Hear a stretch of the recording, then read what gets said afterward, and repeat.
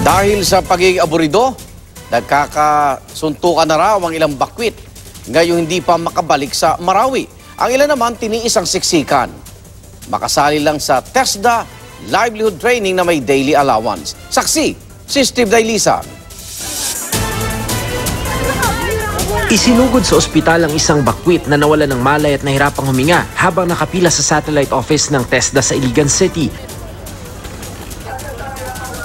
Siksikan kasi ang mga bakwit na gustong mapabilang sa livelihood training na nagtiis din ng gutom sa pila mula madaling araw.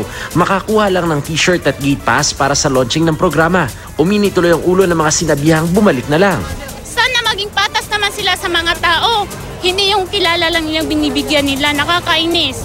Kinailangang kandaduhan ng gate nang hindi makontento ang mga bakwit sa paliwanag ng TESDA officials. Ilang beses ko na po kanindang in-announce na lahat po ng nakarehistro na gustong mag-training sa TESDA ay makaka-accompany. Sa gitna ng patuloy na bakbakan sa Marawi, malaking bagay ang training hindi lang para mabigyan ng kabuhayan ng mga bakwit, kundi para panlaban din sa depresyon. Ayaw na rin nilang umasa lang sa relief goods. Tamang-tama dahil may 100 peso daily allowance din ng mga kwalipikadong trainee, bukod pa sa starter kit o panimula sa pangkabuhayan. Sana yung training na kukunin? Ako, driving, truck driving, oh. Only clubbing, oh. Malaking bagay po sa inyo yung ganitong training habang nasa evacuation kayo? Oo. Dahil? Kasi para kung mag-apply ako sa abroad. Pero limitado raw ang gamit at kapasidad ng TESDA, kaya 4,500 lang ang slots para sa mga bakwit. Yung iba dyan, pwedeng hindi pa naka-fill up ng narinig yung balita or nasabihan, pumunta. And yung launching na ngayong araw, 2,000 lang yung ma-accommodate natin dyan. But it doesn't mean na yung 2,000 is or limited only for the 2,000.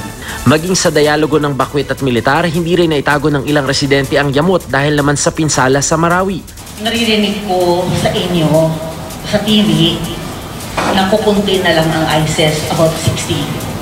Kumukunti ang kanilang ginagalawan. At sabi niyong malapit na ninyo sila Bakit po hindi pa natin itigil na itong airstrike na ito? Hindi ba mayroon kayong mga drones, mayroong mga surveillance na nakakakita sa mga images kung nasaan sila? Bakit hindi natin talagang i-target? Bakit the whole Marawi City is being bombed? Kaya po tayo dumating sa point ng paggamit ng airstrike upang i-take down po yung mga malalakas na battle positions ng kalaban. At kung hindi natin gagawin po yun, aabutin talaga tayo ng siyang-siyang. Pangamba pa ng ilan, baka lalo makasama ang desperasyon ng mga bakwit. Yung mga lalaki halos araw-araw, sir, nagsusundukan dyan sa dyan po sa mga evacuation center. Na yung result na yun na aburido, sir. Para tayong nagre-recruit ng mga terorista. It's matter of time. But we will liberate Marawi City at ibabalik po namin sa inyo.